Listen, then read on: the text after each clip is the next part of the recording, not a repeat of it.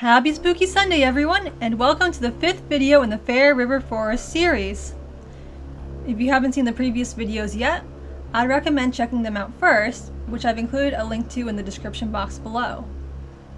Content warning on this one, there is a brief mention of sexual harassment toward the end of the story.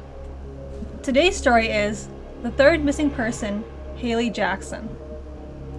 Our third Fair River resident to go missing was 5-year-old Hailey Jackson, who vanished on April 25, 2016. According to the police report, her 10-year-old brother Greg had been tasked with watching her and her 3-year-old sister Bailey while their mother Melanie, quote, ran to the store. In reality, Melanie had an appointment with Dr. Everett for some, quote, troubles she'd been having, and she didn't want to worry the kids by bringing them along. Plus, they were never any good in the waiting room. While Melanie was out, the sisters got into a fight. Bailey had taken Hailey's favorite toy, a raggedy plush cat Hailey had named Gold Eyes. When Hailey saw Gold Eyes in her sister's clutches, she snatched the cat from Bailey's hand. Bailey started bawling. Greg scolded Hailey for making their sister cry, and Hailey stormed out of the room, Gold Eyes in tow.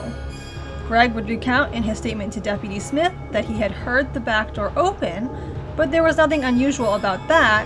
When Hailey was in a mood, she would sit outside in the sandbox and sulk. He stayed inside to comfort Bailey. It's not clear why Hailey ventured into the woods.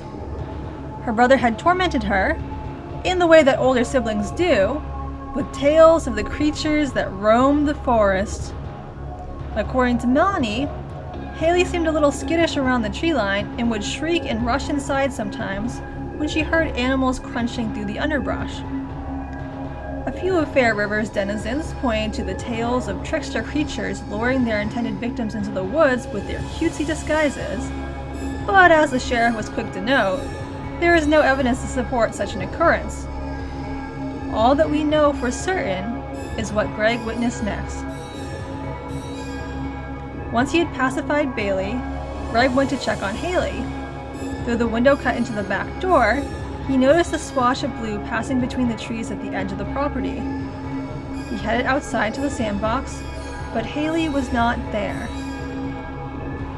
As he was staring at the yellow plastic excavator turned over on its side, halfway buried beneath the sand, he realized that the blue he had seen in the woods was the blue of his sister's dress.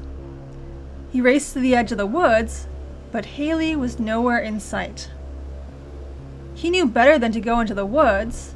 He had been days shy of his 9th birthday when Cam disappeared, old enough to remember the whisperings of monsters, the fear that rose in his mother's voice when he stepped too close to the tree line. The woods have become greedy. Mr. Kirkland's words echoed in Greg's mind. Had the woods now taken Hailey too? Greg called the sheriff's office, and not long after, Deputy Smith was at the door. The poor child cried through his interrogation. He felt like it was his fault Hailey went missing, that had he been more attentive, perhaps he could have stopped her from wandering into the woods. The sheriff sent his deputy to check the portion of the woods that bordered the backyard, but the only evidence Deputy Smith found was Gold Eyes. Melanie pressed for a more thorough search, but after Sheriff Mitzel cornered her and made some advances, she dropped the matter. She rallied together a small search party, but they were no more successful than the deputy had been. The town grew warier.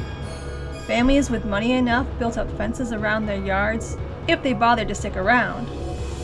The town council passed a resolution forbidding anyone from going into the woods without express permission.